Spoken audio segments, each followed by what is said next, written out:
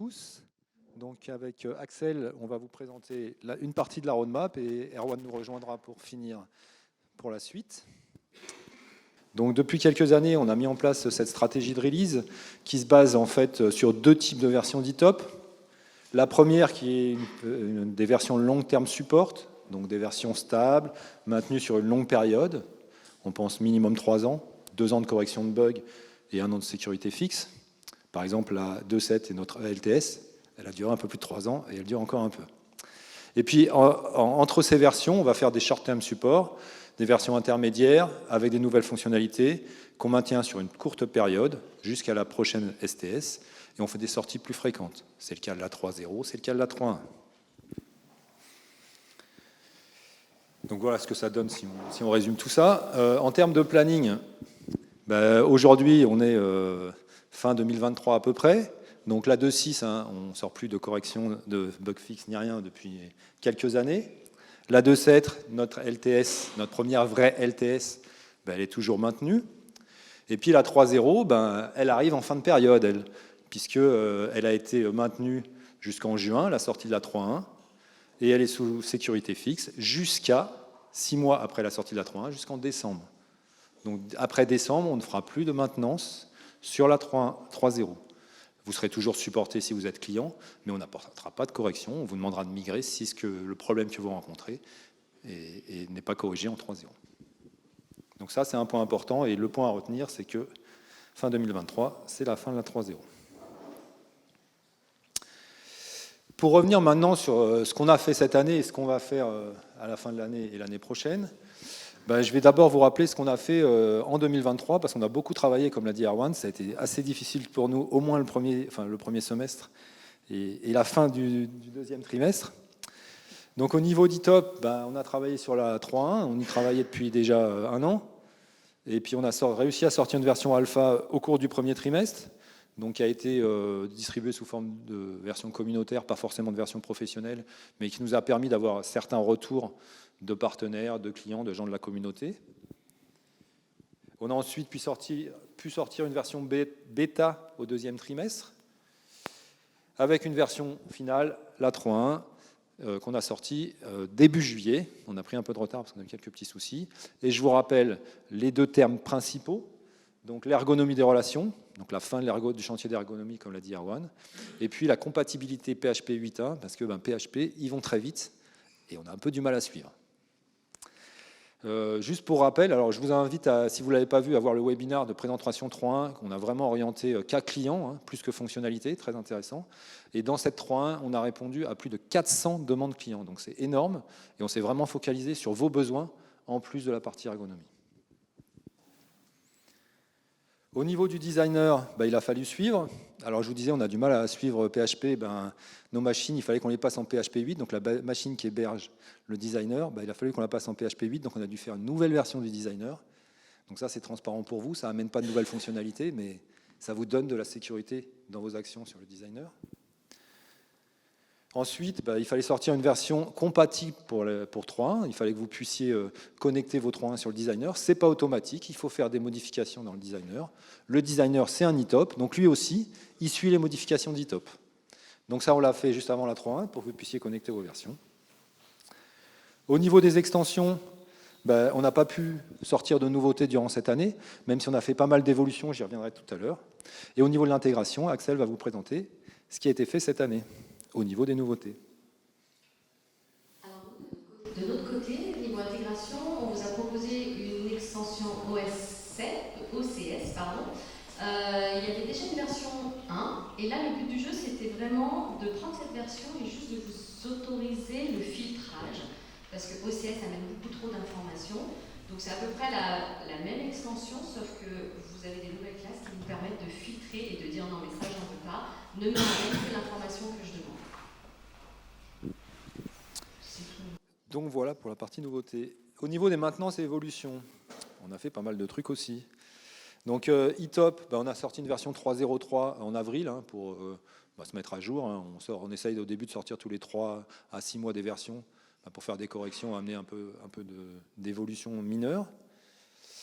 On a sorti une 2.7.9 en juillet, donc sur la LTS, on essaie de garder un rythme de maintenance tous les 6 mois, avec essentiellement des sécurités fixes. Il y a des clients qui me disent « Ouais, mais c'est une LTS, vous devriez corriger tous les bugs. » Non, on ne prend pas de risque sur la 2.7.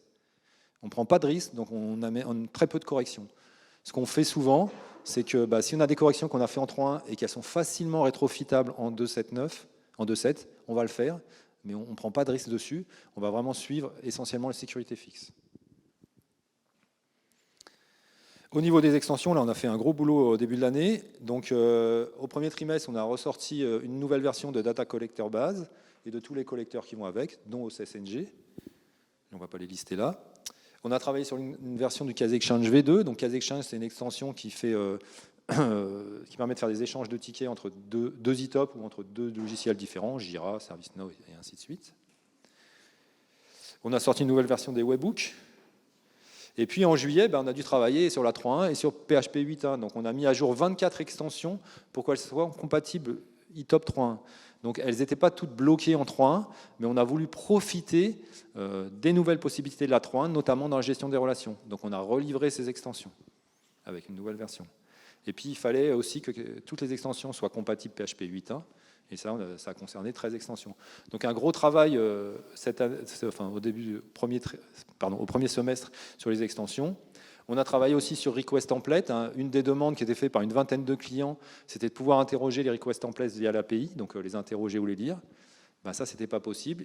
Et on l'a fait là, avec la 3.1. Donc il faut la 3.1 pour pouvoir le faire, mais il fallait aussi mettre à jour l'extension. Et puis au niveau de la brique de communication, je crois qu'Erwan va vous en parler un peu tout à l'heure en début d'après-midi, on a fait de grosses évolutions, donc une maintenance, mais bien évolutive, sur la brique de communication, sur l'extension de communication. Et puis il y a aussi une nouvelle version de Log Management. Donc là, on pourrait dire que c'est presque une nouveauté. Le Log Management a été complètement revu, une version plus ergonomique. Donc ça a été fait aussi au premier semestre. Au niveau de l'intégration, Axel ? Au niveau de l'intégration, on a proposé la V2 pour Azure. On vous en avait déjà parlé l'année dernière. Maintenant, il y a de la détection si vous avez TeamIP. Si vous avez TeamIP, ça rajoute des nouvelles classes et ça collecte les informations TeamIP. On a entendu que potentiellement cette extension ne répond pas aux besoins de tout le monde. N'hésitez pas à revenir vers nous. Il y aura peut-être une V3. Alors maintenant, qu'est-ce qu'on va faire d'ici la fin de l'année et au début de l'année prochaine ? Donc au niveau d'ITOP, il va y avoir une 3.1.1.1 qui va sortir, donc vos retours de la 3.1, plus quelques petits trucs qu'on n'avait pas finis, on le savait, qui sont des limitations de la 3.0, et aussi des fixes de sécurité. Il faut savoir qu'on reçoit beaucoup de sollicitations sur des fixes de sécurité qui sont découverts par des gens qu'on ne connaît pas forcément. Alors c'est des fixes de sécurité qui sont vraiment au fond du produit, mais on essaye de les corriger et de le faire le plus rapidement possible. Donc là, on va en corriger beaucoup sur la 3.1.1.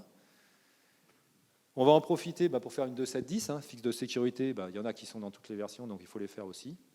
Et on va sortir une dernière version de la 3.0 avant la fin de l'année, avec les derniers fixes de sécurité et quelques corrections qui ont été faites dans la 3.1.1. Donc la 3.1, elle va s'étaler sur la 2.7.10 et la 3.0.4 pour les choses qu'on peut rétrofiter. Et puis, la nouvelle aujourd'hui, c'est qu'on a été sollicité par plusieurs clients. Ils sont en 2.7 qui est une LTS, mais ils voudraient bien la nouvelle ergonomie. Il y a aussi les planètes qui s'alignent, parce que la difficulté, c'est d'avoir des PHP, MariaDB et Symfony qui soient maintenus longtemps, si on veut faire une STS. Et là, on dirait que les planètes s'alignent. Donc on se dit qu'il est temps, là, dans ce début d'année prochaine, de faire une 3.2 LTS. Donc zéro nouveauté, ce sera vraiment une version 3.1.1, juste compatible avec les versions de PHP qui sortiront, donc sûrement PHP 8.3 qui va sortir d'ici la fin de l'année. MariaDB, je ne sais pas encore quoi. Symfony, il y a une nouvelle version LTS qui sort, donc on va s'aligner dessus. Et puis il faut qu'on fasse monter toutes nos BIB, parce qu'il n'y a pas que ça. Il y a toutes les BIB qui sont dans ITOP. Donc le travail de l'année prochaine, début d'année prochaine, ça va être ça, pour pouvoir fournir une 3.2 LTS pour tous ceux qui le souhaitent, et je sais qu'il y en a beaucoup. Au niveau du designer, le 14 novembre, on va mettre en production une nouvelle version du designer qui va apporter plein de fonctionnalités 3.1. Donc là, on est un peu dans le low-code, comme disait Erwan, puisque aujourd'hui, il y a des fonctionnalités qui ont été apportées par la 3.1 que vous ne pouvez pas faire graphiquement dans le designer. Vous êtes obligé de faire ou une injection XML si vous avez les droits, ou de demander au support de le faire. Et on va couvrir 90% des fonctionnalités 3.1 dans cette version, que vous pourrez faire du coup graphiquement. Les tests sont on est en train de finir les tests là, cette semaine. On va sortir une nouvelle version du designer. Alors on va peut-être pouvoir commencer à faire des briques de low-code sur le portail. Donc ça, ce sera fin d'année, début d'année prochaine. C'est pour l'instant subject to change parce qu'on n'a pas encore fait toutes les études qui sont nécessaires pour s'assurer qu'on peut le faire avec la brique, avec le modèle qu'on a aujourd'hui. Sachant qu'on a un travail de fond dans eTop pour changer des couches de fond et changer beaucoup de choses. Donc ça, c'est un travail qui est transparent pour vous, qu'on fait dessous, mais qui pourrait être nécessaire pour cette partie-là. Et à ce moment-là, ça pourrait décaler la sortie de cette édition du portail low-code. Au niveau des extensions, on va sortir avec la 3.1.1 des mises à jour de mail to ticket, des choses qui nous ont été remontées ou par des partenaires ou par des clients, donc des petites maintenances. Il y aura aussi sur la brique de communication des retours qu'on a eus sur les modifications qui ont été apportées en 3.1. Je pense à Fabrice qui a trouvé un bug, donc il va être corrigé, la version va être réalisée avec la 3.1.1. Et puis request template, il y a aussi un ou deux petits bugs qui sont liés, donc on va corriger ça. Et puis on en avait déjà parlé, donc on va travailler sur, enfin on est déjà en train de travailler sur l'étude de multifactor authentication. Donc on sait qu'il y a déjà Itomi qui a fait une version de cette extension, il y a Geoffrey dans la communauté qui l'a fait, nous on a fait un petit proto chez nous. On va vous sonder et puis on va voir ce qu'on sort, parce qu'il y a 10 000 façons de le faire, et il faut qu'on choisisse celle qui convient au plus de monde. Et Axel, pour l'intégration? Alors pour l'intégration, on va vous proposer l'extension Ansible qui va sortir début novembre. Donc c'était un choix. On avait fait une enquête, le pôle intégration, auprès de la communauté, et c'était vraiment l'outil qui sortait en top numéro 1. Donc c'est lui il y avait OCS d'abord, pardon. Donc on a proposé OCS, et le choix numéro 2 était Ansible. Donc on va vous proposer une extension Ansible.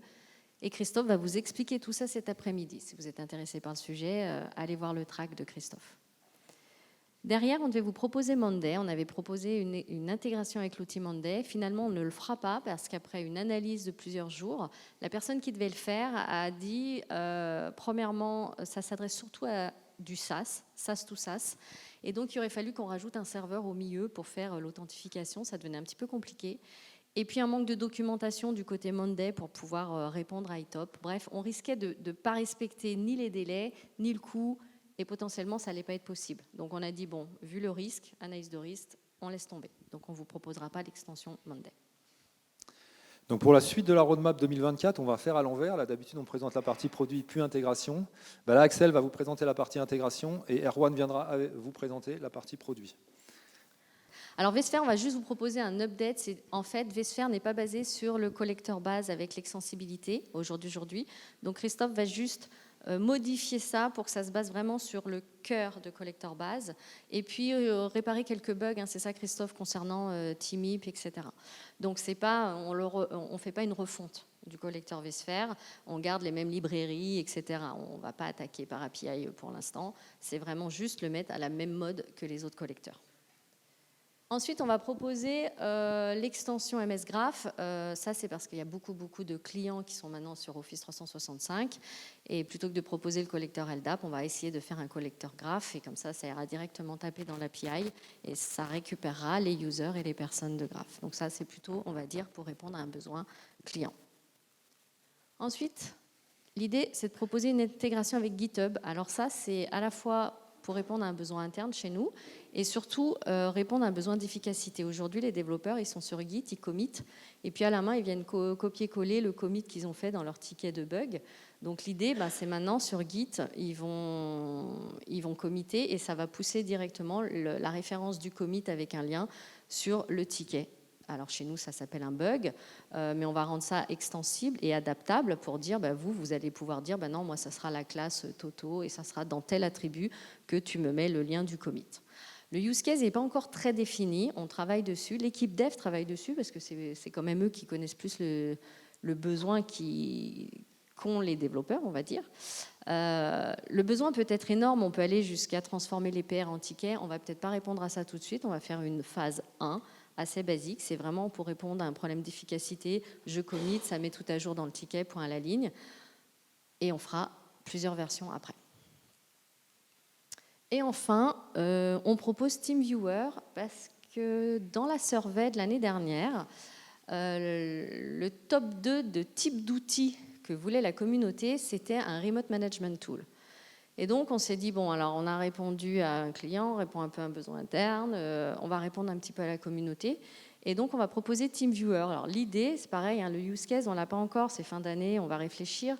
C'était de récupérer les ID de tous les PC. Et puis, comme ça, quand quelqu'un appelle, eh ben, l'agent, il a l'ID, hop, il lance TeamViewer, il peut déjà prendre la main sur le PC du client. Voilà un peu l'idée. Pour tous ces extensions, si vous avez des idées, des use cases ou quoi que ce soit, n'hésitez pas à revenir vers nous. Par contre, ça va vous demander du temps parce que nous, derrière, on va vous prendre des meetings, on va vous challenger, on va vous donner les protos, on va vous demander de tester, etc.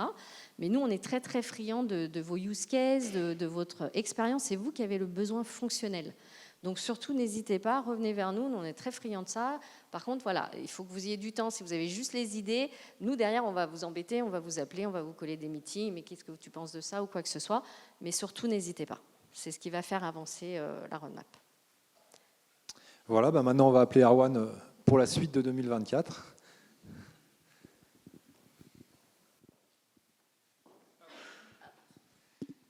Alors pour la suite, comme je suis feignant, cette année, c'est pas moi qui vais faire la roadmap, c'est vous. Alors c'est vous, on a des idées, hein, on a travaillé hier avec les partenaires et je suis content parce que les thématiques qu'on a en tête, elles matchent assez bien avec ce qu'ont retourné les partenaires, je ne l'aurais pas encore dit, mais on attend aujourd'hui.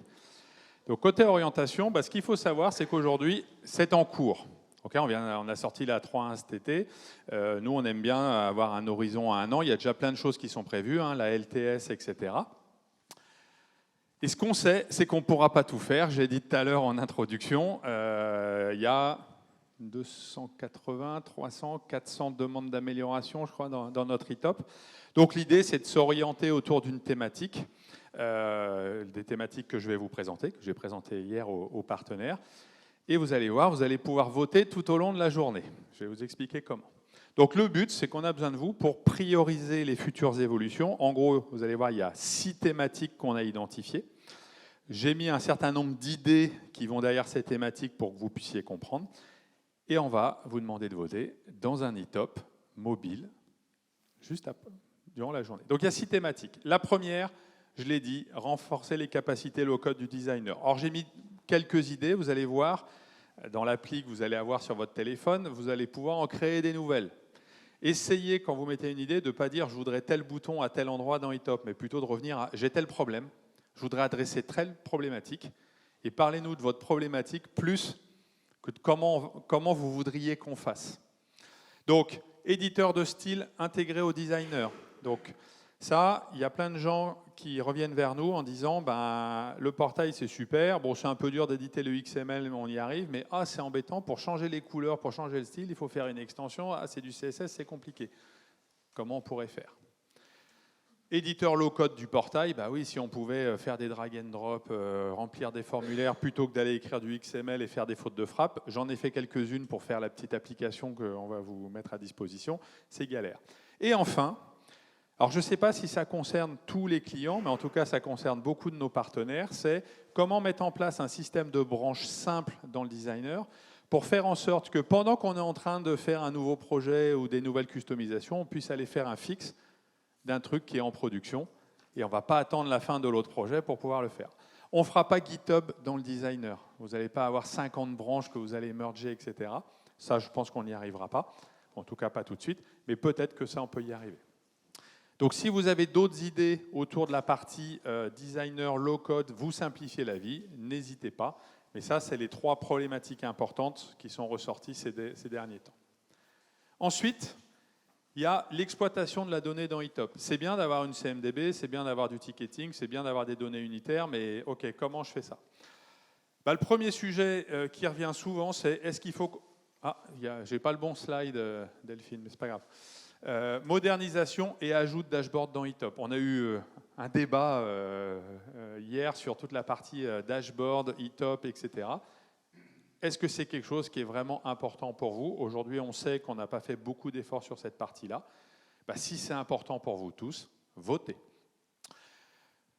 Déclenchement de news à partir d'événements dans eTop. Ce sujet-là, alors il y aura une petite description, hein, là c'est en fait une copie d'écran de l'application mobile, c'est comment on réduit les mails. Il y a des mails qui partent de partout, on fait des notifs. Si on pouvait mettre un petit message dans la petite cloche, alors en bas à droite, en bas à gauche, pour ceux qui sont en 3.0 et en 3.1, pour informer, par exemple, l'agent de support qui est connecté qu'on vient de lui soumettre un ticket, ça serait peut-être mieux que lui envoyer 400 mails par jour.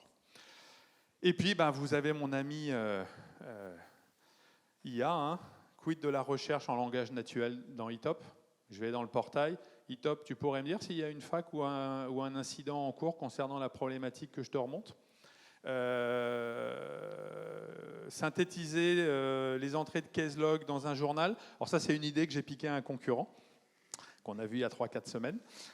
Et puis, autre point important, comment utiliser les données qu'il y a dans eTop pour automatiser des calculs. On a beaucoup de demandes, notamment des fournisseurs de services informatiques. Vous pourriez faire un calcul de crédit basé sur le nombre de tickets qu'on a gérés pour le contrat client, blablabla, pour que ça se fasse tout seul. L'idée, c'est comment on met en place ce genre de mécanisme, comment on facilite la mise en place de ce genre de mécanisme pour vous faciliter la vie à nouveau. Troisième sujet, faire évoluer la CMDB. Hier, il y a quelques-uns de nos partenaires qui nous ont dit « Ah, ça fait longtemps qu'elle n'a pas bougé, la CMDB ». Ils n'ont pas complètement tort, tant du point de vue data model que du point de vue usage de l'analyse d'impact. On a pas mal de clients qui nous remontent des choses du style dans l'analyse d'impact c'est bien, mais on se retrouve avec un schéma qui est pharaonique. Est-ce qu'on pourrait faire une navigation de proche en proche? Il y en a qui mettent plusieurs scénarios d'impact. Est-ce qu'on pourrait les superposer? Comment on fait évoluer cette interface-là? Le système d'audit, grâce à l'ARS d'Itomic en version 3.1, on l'a fait pas mal évoluer, mais il y a encore plein de demandes. Comment on historise l'audit? Comment on regarde la tendance d'évolution des règles d'audit? Est-ce qu'on pourrait envoyer les audits via un rapport journalier, etc. etc. Est-ce que ça vous intéresse? Et puis il y a deux sujets. Simplifier l'utilisation du service d'import, simplifier la mise en œuvre des synchronisations de données.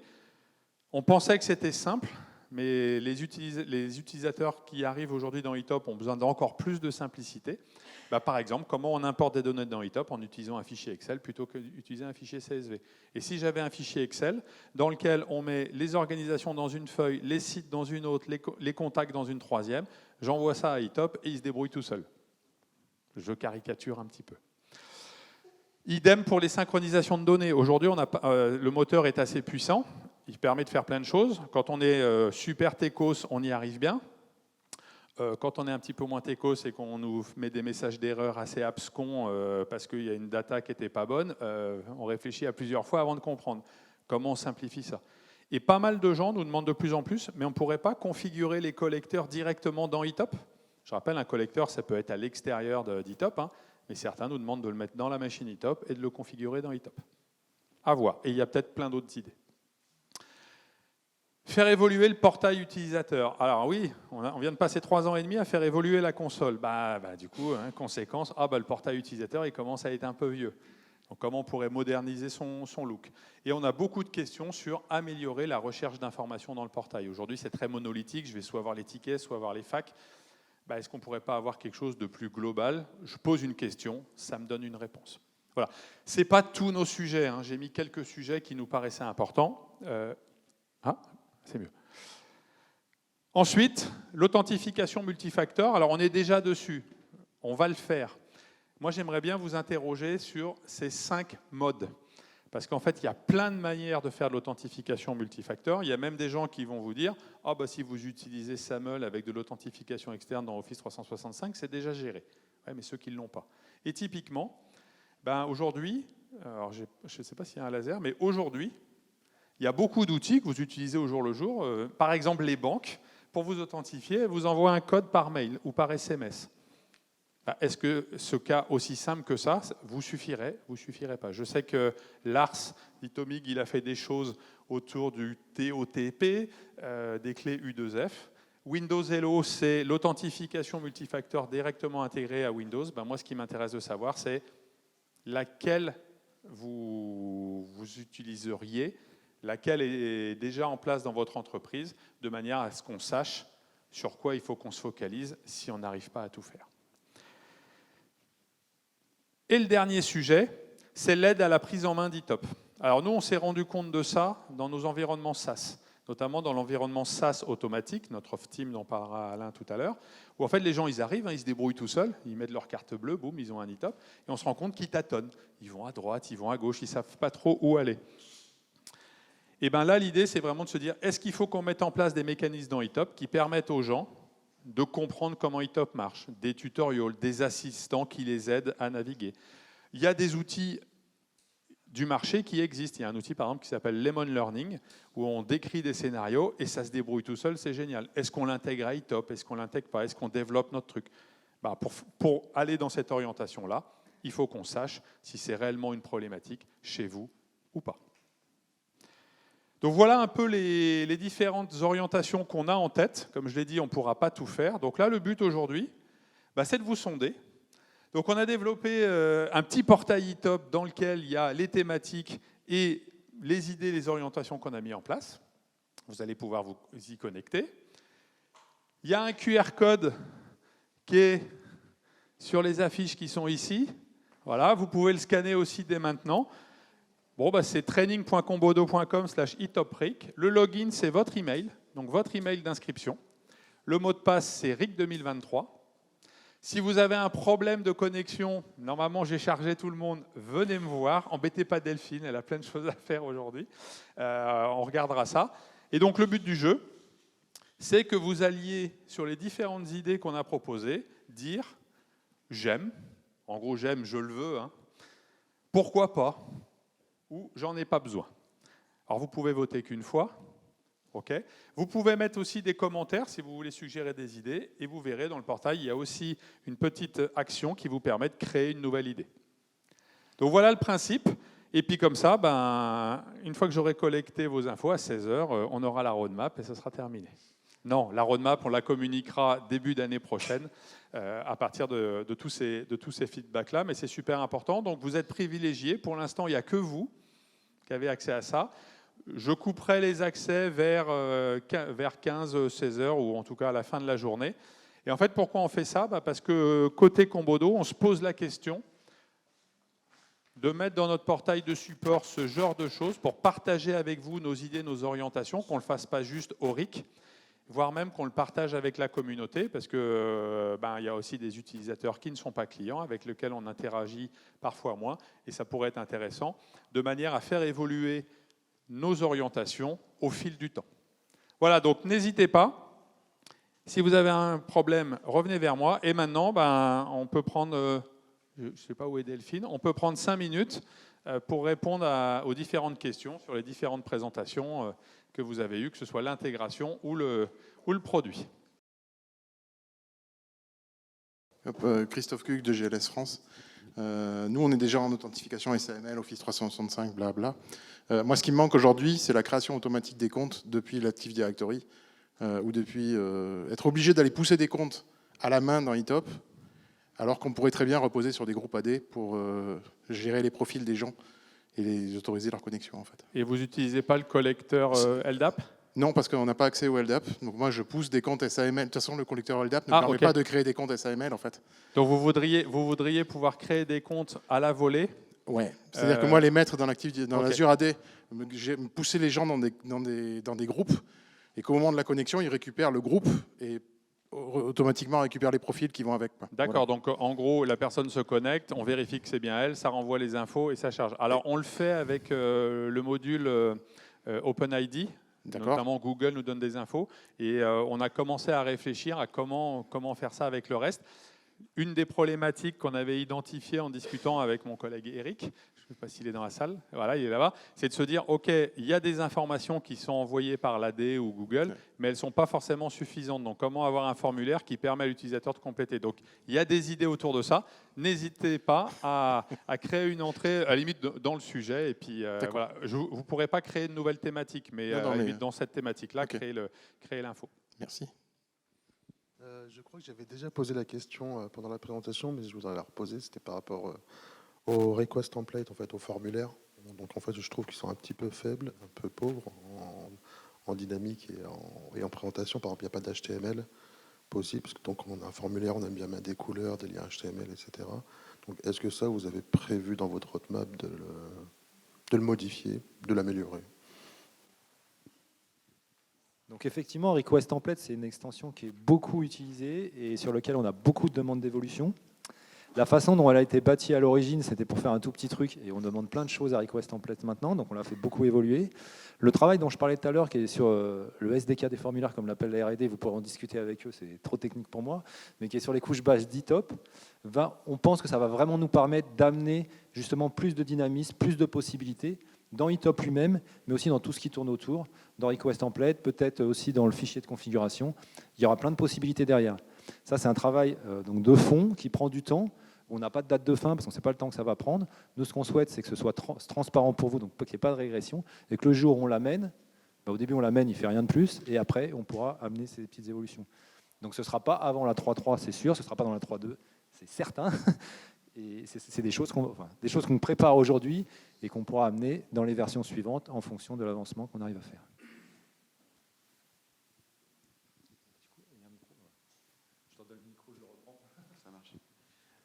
Ouais, une question autour de la gestion de données massive quand on a beaucoup d'informations dans un ITOP et qu'on a des traitements à faire sur de grosse taille, que ce soit les personnes ou autre chose, soit de modifier, soit de supprimer.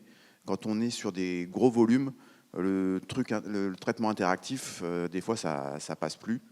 Et j'ai vu qu'avec la nouvelle solution d'anonymisation, vous avez commencé à travailler sur des traitements comme ça en batch. Est-ce que vous allez travailler un petit peu plus loin pour qu'on puisse faire ça sur nous aussi, soit en développant, soit en documentant cette doc, soit en proposant une interface pour qu'on puisse faire des traitements sur des gros volumes?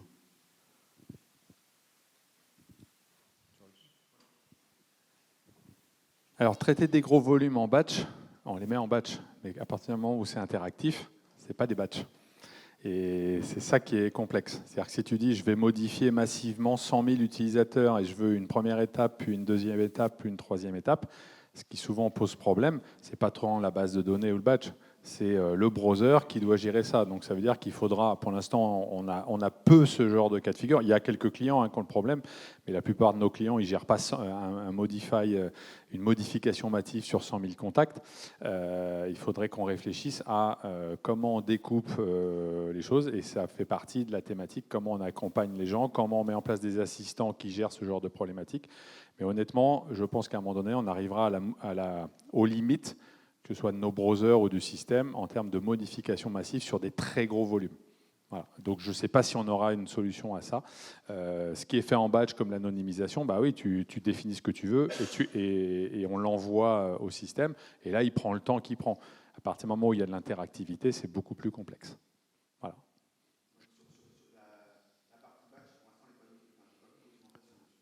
On n'a pas encore tout documenté, mais on y réfléchira. Mais voilà, l'interactivité sur des gros volumes, c'est vraiment pas simple. Et il y a le serveur, mais il y a le browser. Voilà. Après, je sais que notre équipe R&D, elle est en formation sur des nouveaux trucs de React, JavaScript, etc. Est-ce que ça peut optimiser les performances, etc. Peut-être, mais ça, il faut qu'on monte en compétence là-dessus avant de pouvoir le faire. Voilà. Donc, réponse de Normand pour un Breton, c'est pas mal.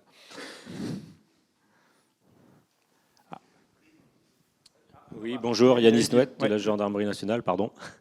Petite question, j'ai déjà abordé le sujet plus ou moins tout à l'heure avec M. Maffei. Nous sommes hébergeurs de haute et de très haute disponibilité pour les forces de sécurité intérieure. À ce titre, nos applications ont un niveau de service, d'engagement. ITOP en fait partie. Aujourd'hui, on est à 2 heures d'engagement de service. On a le droit de perdre 2 heures de données pour ITOP. Il nous faut un peu plus de 4 heures pour sauvegarder la base de données. Nos DBA nous remontent que les moteurs que vous utilisez aujourd'hui, MariaDB et MySQL en 2.7, ne sont pas les plus éprouvés en matière d'optimisation, de sauvegarde et de restauration. Est-ce que dans votre roadmap, il existe une évolution sur ce type de moteur?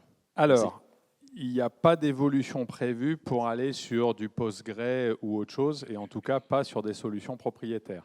Par contre, on a initié un travail avec la société MariaDB qui développe MariaDB. Et pour ce genre de problématique-là, ils ont des solutions entreprises qui ne sont pas la version open source de MariaDB. Et ils nous ont confirmé qu'il réglait ce genre de problématique avec cette solution-là. J'en sais pas plus pour l'instant, mais on n'a pas prévu d'aller sur du Postgre ou d'autres databases pour l'instant, parce que le chantier, je pense qu'il se compte en nombre d'années pour le faire, et qu'il y a d'autres priorités fonctionnelles. Avec MariaDB, on va essayer de voir comment travailler avec eux pour être capable de proposer aux clients qui ont comme vous, des infrastructures énormes et des contraintes énormes, voir ce que la solution MariaDB Enterprise permettrait de faire, notamment sur les backups. Ils nous ont dit que leur solution faisait des backups à chaud au temps réel et qu'il n'y avait pas d'interruption de service. Voilà. Mais j'en sais pas plus. Oui, je peux peut-être intervenir sur le sujet.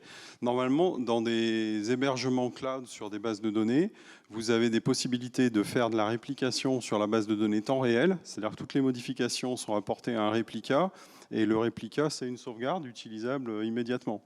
Il y a des choses qui existent, notamment en cloud, sur de la AWS par exemple. De par la sensibilité des applications que nous hébergeons, le cloud n'est pas aujourd'hui à l'ordre. Et ça, ça, on le sait bien.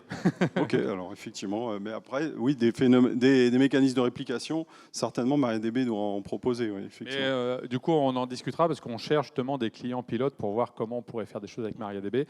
On a fait connaissance avec eux via un client en Espagne, enfin un client d'un partenaire en Espagne qui avait des problématiques similaires aux vôtres.